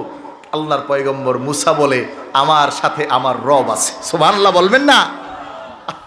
আমার রবও ডেকে বলে, মুসা তুমি আমার চোখের বাহিরে না। আল্লাহু আকবার। ভাই, সাহায্য আসবে কার থেকে? জোরে বলেন, কে দিবে সাহায্য?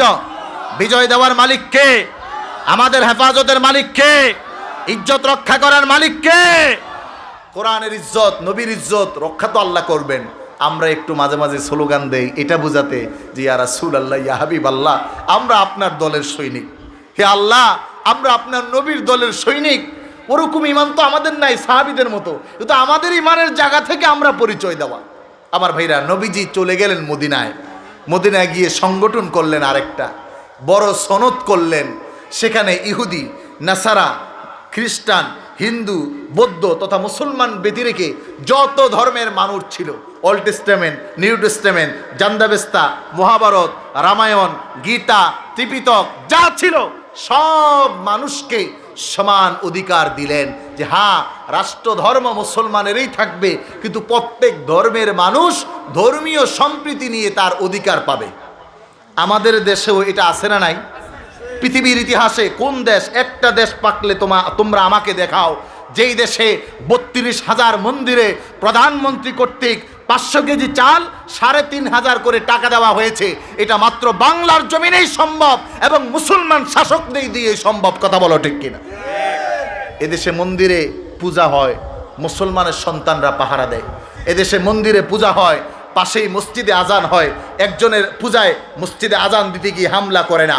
অতএব আজকের এই ঘটনা, সম্প্রীতির এই ঘটনায় একটা বিষয় বড় স্পষ্ট আমাদের কাছে, আমাদের হুরমত, আমাদের সম্মান, আমাদের কোরআন, আমাদের রাসূল, আমাদের এই পটভূমিকে নিয়ে একটি বড় চক্র পায়তারা করতেছে।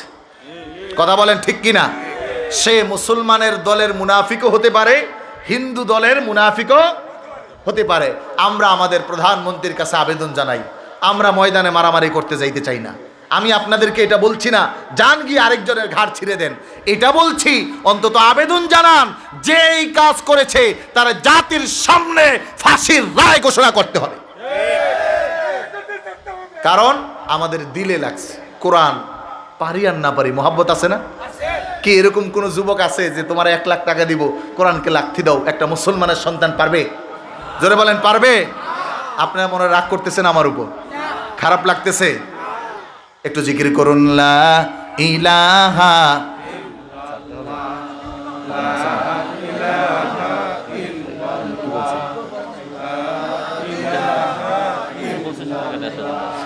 লা ইলাহা ইল্লাল্লাহ, লা ইলাহা বাই সাজ্জাত জান্নাত বানালো, হায় মনের মতো সাজালো। সেই জান্নাতে পা দেওয়ার আগে, সেই জান্নাতে পা দেওয়ার আগে আল্লাহ আজরাইল পাঠালো। লা ইলাহা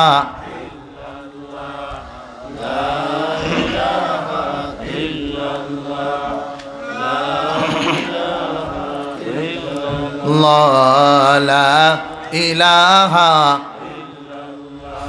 লা ইলাহা ইল্লাল্লাহ মুহাম্মাদুর রাসূলুল্লাহ সাল্লাল্লাহু আলাইহি ওয়াসাল্লাম। আমার ভাইরা, আমার বন্ধুরা, এজন্য আল্লাহ রাব্বুল আলামিন রাসূলুল্লাহকে পবিত্র কোরআনুল কারীমে একটা লকব দিলেন, একটা সার্টিফিকেট করলেন। হযরত আদমকে করেন নাই, নূহকে করেন নাই, ইব্রাহিমকে করেন নাই, মুসাকে করেন নাই, ঈসাকে করেন নাই। কোন নবীর ব্যাপার আল্লাহ তাআলা বললেন না। অথচ আপনার আমার হাবিব বিশ্বনবী নূর নবী মুহাম্মদুর রাসূলুল্লাহকে আল্লাহ বললেন, ওয়া ইন্নাকা লাআলা খুলুকিন আযীম। হে হাবিব, আপনার প্রতি এমন খুলুক আছে, এমন আচরণ আছে, এত চারিত্রিক বৈশিষ্ট্য আছে, খুলুকে আজিম বলা হয়।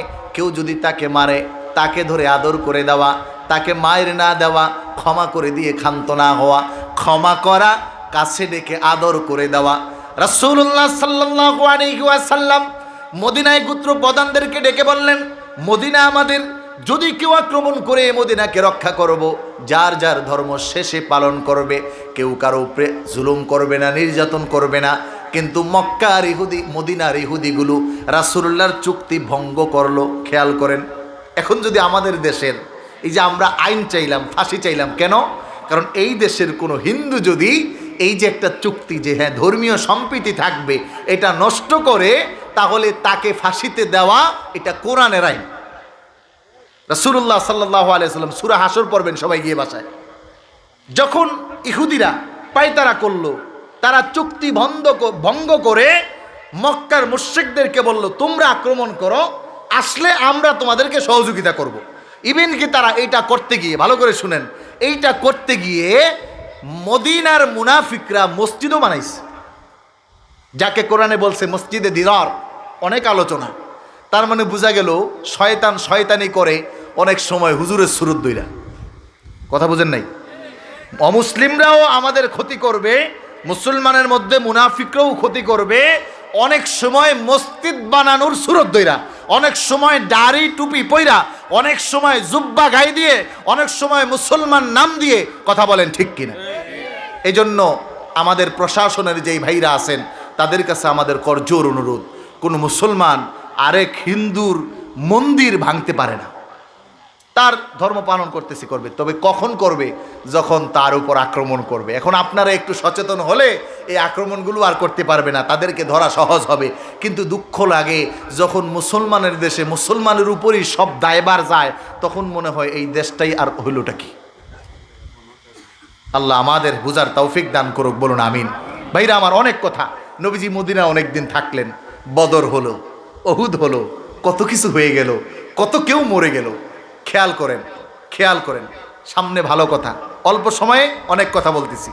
হুদাইবিয়ার সন্ধি হলো কেন? নবীজি মক্কায় উমরা করার জন্য গেছে। নবীজির সাথে একজন আর দুইজন না, প্রায় 1400 সাহাবী, কিন্তু মক্কায় ঢুকতে দিচ্ছে না। আচ্ছা, তাহলে ঢুকতে দিবে না কেন? ঢোকা যাবে না। সন্ধি চুক্তির অফার করা হলো, রাসূলুল্লাহই করলেন। সন্ধি চুক্তি হলো যে সামনের বছর মুসলমান আসবে বটে, কিন্তু কোনো তরবারি রাখতে পারবে না। তার মানে মুসলমানের মাইরা সাইজ করব, ওরা কিছু বলতে পারবে না। আমাদের দেশেও এখন এরকম হইতেছে যে হুজুররা কিছু কোয়া বন্ধ করে দেয়, মানুষদেরকে আর দাঁত একটু গরম করে লাভ কি? তাহলে মুসলমানের উপর যত নির্যাতন করা যায় সব করবে। কি আপনারা কি এটা মানতে রাজি আছেন? আমাদের মসজিদ হামলা হলে আমরা বসে থাকব? আমাদের ধর্ম মানতে বাধা দিলে আমরা বসে থাকব? আমাদের কোরআন অবমাননা হলে আমরা বসে থাকব? আমাদের রাসূলের চরিত্র নিয়ে কথা বললে আমরা বসে থাকব? আমাদের রাসূলের জীবন নিয়ে কথা বললে কি বসে থাকব? যদি কেউ বসে থাকে তাহলে এটা মুনাফিকের বাচ্চা মুনাফিক। কথা বলেন ঠিক কি? এতটুকু ইমান তো রাখা দরকার। হুদাইবিয়ার সন্ধি হলো, বলে সামনের বছর আসবে, তরবারি রাখবে না। আচ্ছা ঠিক আছে, নবীজি মানলেন। দেখেন সন্ধির কাজ কি, আত্মমানবতার সম্প্রীতিতে রাসূল কি করেন, কয় শোনো, মক্কা থেকে যদি কেউ মদিনায় যায় তাহলে তাকে ফেরত পাঠাতেই হবে, আবশ্যক। আর মদিনা থেকে যদি কেউ মক্কায় আসে তাহলে তাকে আমরা ফেরত দিব না। রাসূলুল্লাহ বলেন আচ্ছা ঠিক আছে। আল্লাহু আকবার। হাদিস পড়ে নবীজির আদর্শ সব মানলেন। হযরত ওমর, আবু বকর, ইয়া রাসূলুল্লাহ কাজটা কি হলো, সব আমাদের বিরুদ্ধে, সব মানলেন। রাসূলুল্লাহ বলে এটা হলো দাওয়াতের মানহাজ। উদউ ইলা সাবিলি রাব্বিকা বিল হিকমাতি ওয়াল মাউইজাতিল হাসানা ওয়াজাদিলহুম বিল্লাতি হিয়া আহসান। খেয়াল করেন, অনেক ভাইরা বলে আমরা কেন সরকারের বিরুদ্ধে মাঠে ময়দানে স্লোগান দেই না। আছে না আমাদের দলের, আমাদের দেশেরই কিছু ভাই আছে, বুঝমান যারা বুঝে ফেলছেন। ভাইরা আমার, কেন? রাসূলুল্লাহ তো পারতেন 1400 সাহাবী 14টা লাঠি দিয়ে যদি বাড়ি শুরু করতেন তো মক্কার মানুষ সামনে দিতে পারত। কথা বলেন, কেন করলেন না? কয় উদউ ইলা সাবিলি রাব্বিকা বিল হিকমা। রাসূলুল্লাহ হিকমত নিলেন। এই হুদাইবিয়ার সন্ধিতে সব মানলেন। মানতে গিয়ে হুযায়ফা ইবনে ইয়ামিন, যে হাদিসটা না বললেই না, তিনি এবং তার বাবা মক্কা থেকে মদিনায় আসছে। রাসূলুল্লাহ হুযায়ফাকে কাছে নিলেন, ডাকলেন, বুঝিয়ে বললেন, হুযায়ফা, মক্কার কাফেরদের সাথে আমার একটা সন্ধি ছিল, মক্কা থেকে যদি কেউ আসে তাহলে তাকে রিটার্ন ফেরত দিতে হবে। আমি তোমাকে আবেদন করতেছি, তুমি এবং তোমার বাবা মক্কায় চলে যাও। এবং রাসূলুল্লাহর আবেদন রাখতে বাধ্য, তারা মক্কায় চলে গেলেন। পৃথিবীর কোন নেতা আছে তার বিরোধী দলীয় কোনো ব্যক্তিকে হাতের মুঠের মধ্যে পায়েও ছেড়ে দিয়েছে? অথচ আমার রাসূল তো ওয়াদা রক্ষা করার জন্য মুসলমান দলের লোক, আপন ঘরের লোক, নিজের দলের লোক, এটা পাওয়ার পরেও রাসূলুল্লাহ সাল্লাল্লাহু আলাইহি ওয়াসাল্লাম তাদেরকে রাখলেন না। কেননা ইসলামের সুমহান আদর্শ মানুষকে শেখাতে হবে। আমার ভাইরা, যুবক ভাইদের কাছে আহ্বান, রক্ত নিয়ে ইসলাম খেলতে চায় না, তবে ইসলাম রক্ত মানতেও রাজি না। এজন্য এটা মাথায় রাখতে হবে। আল্লাহর হাবিব মুহাম্মদুর রাসূলুল্লাহ আর 2-1 বছর পার হয়ে, খেয়াল করুন ভাইরা আমার, মক্কা বিজয়ের সময় রাসূলুল্লাহ রওনা করলেন হাজার হাজার সাহাবী নবীজির সাথে। নবীজি মক্কায় ঢুকবে, ঘোষণা করে দেওয়া হলো আজকে মক্কায় যেই মানুষগুলো বাইতুল্লায় ঢুকে যাবে, সাধারণভাবে প্রত্যেকের জন্য বাইতুল্লায় ঢুকলে ক্ষমা হয়ে যাবে। যেই মানুষগুলো রাসূলুল্লাহর রক্ত ঝরালো, যেই মানুষগুলোই হযরত বিলালের উপর কষ্ট এত নির্যাতন করলো, যেই মানুষগুলো হযরত খাব্বাব খোবাইবকে কতল করলো, মারলো, আম্মার ইবনে ইয়াসিরের পরিবারকে শেষ করে দিল, আবু বকরের মতো এত চমৎকার, এত ভালো ভদ্র সাহাবীর উপর নির্যাতন করলো, যেই মানুষগুলো রাসূলুল্লাহর রক্ত ঝরালো, এই মানুষগুলোর জন্য রাসূলুল্লাহ শুরুতেই ঢুকে ক্ষমার ঘোষণা করলেন। একজন নেতা পৃথিবীর ইতিহাস আপনি পাবেন না, আমি চ্যালেঞ্জ করলাম। নবীজি আমার, ভাইরা আমার, খেয়াল করুন, হযরত আবু সুফিয়ান তখনও মুসলমান না, তার স্ত্রী হিন্দা সেও মুসলমান না। পরবর্তীতে দুইজন ইসলাম কবুল করেছেন। এই মানুষগুলো উহুদের প্রান্তরে রাসূলুল্লাহর চাচা শহীদ হয়ে যাওয়ার পরে কত বেশি আক্রমণ ছিল খেয়াল করেন। এই হিন্দা নবীজির চাচা শহীদ হওয়ার পরে কলিজা বের করে এটা চাবাইছে, চাবেয়া চাবেয়া খায়া আওয়াজ করেছে এই শব্দ দিয়ে যে প্রতিশোধ নিতেছি বদরের, প্রতিশোধ নিতেছি বদরের। নবীজি ঢুকলেন, আবু সুফিয়ান হিন্দা দুইজনেই ভয় যে আজকে তো আমাদেরকে মাইরা সোজা করবে। রাসূলুল্লাহ সাল্লাল্লাহু আলাইহি ওয়াসাল্লামের কাছে আবু সুফিয়ান সিলিন্ডার করলেন। নবীজি তাকে দ্বীনের উপর দায়েম রেখে তার সম্মানে, যেহেতু সে নেতা, শুধু ক্ষমাই করলেন না, ক্ষমা করার পরে এই ঘোষণা করলেন, ওমান দাখলা ফি বাইতি আবি সুফিয়ান, যে আবু সুফিয়ানের ঘরেও যদি কেউ যায়, যেহেতু লিডার নেতা, এর ঘরেও যদি কেউ যায় তাহলে তাকেও আমি রাসূলুল্লাহ ক্ষমা করে দিলাম। সুবহানাল্লাহ বলেন। কোন নেতা এমন পারবে? অসম্ভব। ইসলাম যতটা শান্তি চায়, পৃথিবীর কোন ধর্ম এই শান্তি চায় এবং দিতেও পারে না। চ্যালেঞ্জ। এরপরে রাসূলুল্লাহ এতটুকুই ক্ষান্ত হলেন না, আবার বললেন, ওয়ামান দাখলা ফি বাইতিহি, যে তার ঘরে ঢুকে যাবে ফি বাবিহি, যে তার ঘর ঢুকে তার দরজা বন্ধ করে দিবে সেও মাপ পেয়ে গেল। আজকে রক্তের কোনো খেলা চলবে না। সাহাবীদেরকে বললেন কাউকে মারবে না, যদি কেউ আক্রমণ করে তাকে প্রতিহত করবে, কিন্তু রক্ত নিয়ে আজকে খেলতে চাই না। আল্লাহর হাবিবের এই বিজয় আসলো, মানুষগুলো ইসলামের ছায়াতলে আসলেন, সবাই রে আল্লাহর হাবিব ক্ষমা করে দিলেন। আল্লাহর হাবিবের এই সুমহান আদর্শ আমরাও লালন করি, আমরাও মানতে চাই, আমরাও রাখতে চাই। কে কে রাজি আছেন? রাখবেন, মানবেন, হাত জাগান। ইয়া রাসূল আল্লাহ, ইয়া হাবিব আল্লাহ, আপনার এই উলাদাতের মাসে রবিউল আউয়ালের ঈদে মিলাদুন্নবীর এই মাহফিলে থেকে আপনার মোহাব্বতে, আপনার সুন্নাত, আপনার দেখানো পথ, আপনার আদর্শ মানতে চাই। হে আল্লাহ, আপনি আমাদেরকে কবুল করেন, বলুন আমিন। হাত নামান আমার ভাইরা। কিন্তু এই আদর্শের একটা রূপ কিন্তু মাঝে মাঝে স্লোগান দেওয়া, মাঝে মাঝে হুঙ্কার দেওয়া। এজন্য এই বিষয়গুলো আমাদেরকে মনে রাখতে হবে। দীর্ঘ ইতিহাস, দীর্ঘ কথা। রাসূলুল্লাহ সাল্লাল্লাহু আলাইহি ওয়াসাল্লাম মক্কায় ঢুকলেন, এবার মক্কায় জমিন শান্ত হওয়া শুরু করলো। কিন্তু মুনাফিকের মুনাফিকি থেমে থাকে? জোরে বলেন, থেমে থাকে? ইসলাম প্রতিষ্ঠিত হওয়ার পরেও যারা মুনাফিক তারা কিন্তু তাদের কাজ করেছে। একটু জিকির করুন, আল্লাহু আল্লাহ, আল্লাহু আল্লাহ। কালেকশন করবো কি? আপনার দয়াল্লার কইলে আমরা আগামী বছর ইফতারের নতুন একটা উদযাপন কমিটি করছি। আগামী বছর আমরা প্রায় 10,000 টাকি ওটার লিস্ট হয়ে গেছে। আপনার মাধ্যমে প্যান্ডাল এবং মাইকিং করে ব্যবস্থাটা যদি ইনশাআল্লাহ একটু শুরু করে তার ওটার লিস্ট আমরা হয়ে দিব। আল্লাহু আল্লাহ, আল্লাহু আল্লাহ, লা ইলাহা ইল্লাল্লাহু মুহাম্মাদুর রাসূলুল্লাহ সাল্লাল্লাহু আলাইহি ওয়াসাল্লাম। আমার ভাইরা, দীর্ঘ কথা বললাম, ভেঙে ভেঙে অনেক কথা বললাম। আপনারা রাগ করেন নাই তো আমার উপর?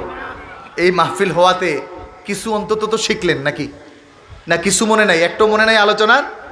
দুই একটা তো অন্তত মনে আছে। আল্লাহ তাআলা আপনাদের জেহানকে আরো তাজা করে দেখ, বলুন আমিন। আমারও যেতে হবে আলোচনা, কিন্তু আমার যা আলোচনা লেখা আছে এর 1 পৃষ্ঠা শেষ হয়েছে, বাকিগুলো সব এখনো জমা। আল্লাহর হাবিবের সিরাত, আল্লাহর হাবিবের মিলাদ, দুইটাই আমরাই মানি, আর কেউ মানে না। একদল একটা মানে, কিন্তু আমরা দুইটাই মানি। মিলাদুন্নবী, সিরাতুন্নবী, দুইটাই আমার রাসূলের, দুইটাই আমার প্রাণের, দুইটাই আমার মহব্বতের। কথা বলেন ঠিক কিনা? অতএব এই মাহফিলগুলো যত বেশি হবে, যত বেশি হবে, ওয়াম্মা বিনিয়ামাতি রব্বিকা ফাহাদ্দিস। আমি তো আজকে মিলাদুন্নবীর দালিলিক আলোচনায় যেতে পারি নাই। আল্লাহ তাআলা বলেছেন নিয়ামত যত, এটার প্রশংসা তত করতে থাকো, এটার গুণগান তত করতে থাকো, এটার আলোচনা তত করতে থাকো। এজন্য রাসূল হলো পৃথিবীর সর্বশ্রেষ্ঠ নিয়ামত। কথা বলেন, রাসূল হলো পৃথিবীর সর্বশ্রেষ্ঠ। এজন্য নবীজির আলোচনা যত হবে তত ভালো, যত হবে তত আল্লাহ তাআলা খুশি। এজন্য আমরা কে কে চাই এই প্রোগ্রাম, এই অনুষ্ঠান চিরজীবী হোক? রাজি আছেন তো ইনশাআল্লাহ? সম্মানিত হাজিরিন, আমি কালেকশনের বক্তা না, একদম স্ট্রেট কাট, কিন্তু তারপরও অনেক জায়গায়, অনেক স্বার্থে, দ্বীনের স্বার্থে, নবীজির মহাব্বতে দুই একটা আবেদন জানাই। এখানে এই মাহফিলটার জন্য আগামী বছর কে আছেন যে হুজুর আমি প্যান্ডেলের টাকাটা দিব? দেখি কার মহাব্বত নবীজির জন্য এতটুকু হইল যে রাসূল তার সমস্ত জীবন উৎসর্গ করলেন আমাদের জন্য। এতটুকু কাজ কার দিল থেকে হয়? সাল্লি আলা সাইয়্যিদিনা ওয়া নাবিয়্যিনা ওয়া শাফিয়িনা ওয়া হাবিবিনা ওয়া মাওলানা মুহাম্মদ সাল্লাল্লাহু আলাইহি ওয়া আলা আলিহি ওয়া আসহাবিহি ওয়া বারাকা ওয়া সাল্লাম। আল্লাহুম্মা আমিন। রব্বানা যালামনা আনফুসানা ওয়া ইল্লাম তাগফির লানা ওয়া তারহামনা লানাকুনান্না মিনাল খাসিরিন। রব্বিরহামহুমা কামা রাব্বায়ানি সাগীরা। আয় আল্লাহ তাআলা, আমাদের জন্য সকল কিছু আপনি সহজ করেন। আল্লাহ তাআলা, আমাদের জন্য দ্বীনকে আপনি সহজ করেন। আল্লাহ তাআলা, আমাদের জন্য আমলকে আপনি সহজ করেন। আল্লাহ তাআলা, আমাদের জীবনের গুনাহগুলো মাফ করে দেন। আল্লাহ আল্লাহ, আমাদের পিতা মাতা, দাদা দাদি, নানা নানি যারা চলে গেছে তাদেরকে মাফ করে দেন। আল্লাহ তাআলা, অত এলাকার যত মানুষ মুর্দিগান হয়েছে প্রত্যেককে মাফ করে দেন। আল্লাহ, যতগুলো যুবক বাহিরে আছে প্রত্যেককে হেফাজত করেন। আল্লাহ, যারা যাওয়ার নিয়ত করেছে প্রত্যেককে যাওয়ার মতো তৌফিক দান করেন। আল্লাহ, যত ভাই অর্থ দিয়ে সহযোগিতা করলো প্রত্যেকের অর্থকে মঞ্জুর করেন। আল্লাহ, রাসূলের জন্য আমাদের দিল, আমাদের জবান, আমাদের শরীর, আমাদের চিন্তাকে কবুল করেন। আল্লাহ আল্লাহুম্মা সাক্কিল আলাইনা ফি আমালিনা ওয়া হায়াতিনা ওয়া নিয়্যাতিনা কামা সাক্কালতা ইব্রাহিমা ওয়া ইসমাঈলা ওয়া ইসহাকা ওয়া ইয়াকুবা ওয়াল আসবাত ওয়া ঈসা ওয়া আইয়ুবা ওয়া ইউনুসা ওয়া হারুন ওয়া সুলাইমান ওয়া খাসি মুহাম্মাদিন সাল্লাল্লাহু আলাইহি ওয়া সাল্লাম। ইয়া আল্লাহ, সুবহানা রাব্বিকা রাব্বিল ইজ্জাতি আম্মা ইয়াসিফুন ওয়া সালামুন আলাল মুরসালিন আলহামদুলিল্লাহি রাব্বিল আলামিন। আসসালামু আলাইকুম ওয়া রাহমাতুল্লাহি ওয়া বারাকাতুহু।